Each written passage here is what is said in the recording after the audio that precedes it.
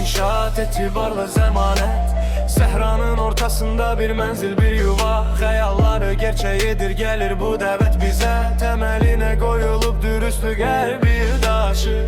İxlas inşaat yazır uğurun yeni bir yaşı. İxlas inşaat keyfiyetinin banı, biz gururun geleceği budur esas zamanı. Möhkem sütunlar, zərif dizayn, yüksək əmək, sizə en güzelini təqdim etmək tek dilək. İxlas inşaat keyfiyetinin banı, biz gururun geleceği budur esas zamanı. Möhkem sütunlar, Zərif dizayn, yüksək əmək, sizə en güzelini təqdim etmək tek dilək.